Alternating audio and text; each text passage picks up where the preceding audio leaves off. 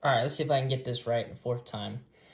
So here's some other paint tricks and stuff that I would recommend you do. So one of the things for these Proton packs is you'd get some silver spray paint and get a brag and kind of spray it on there a little bit, kind of wet it a little bit, and then go over it the whole thing with that silver spray paint, and it would give you a really nice distressed aged look, and it turns out really good. I've actually done it on a toy gun before, like a water gun, and kind of painted it, and it turned out really well. And this was when I was like maybe 11 or 12, so I haven't done it since, but oh, I kind of have. Actually, not in that way, but I've done other things to other things.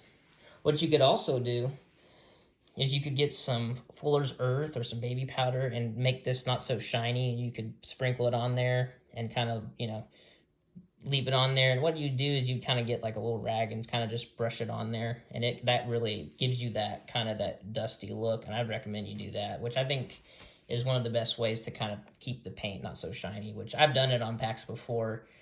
And it does look pretty good. Now it's going to be a little bit, I think it looks a little bit better on a pack that has a semi-gloss, because it kind of just looks a lot better and looks more like the original two films. So there's that. But in order to do that, I would recommend you get your black primer, and just the primer, not a paint plus primer, and spray paint the whole thing in black primer.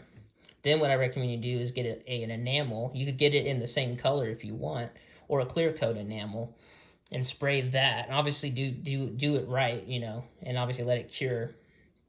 And then what I would do is do your paint and plus primer, and then spray that, and then obviously let it cure. Of course, that's going to take probably maybe a week, maybe more, and it can take sometimes more time. It can take up a year for this paint and primer to prime, or to harden, cure. I guess that's the word.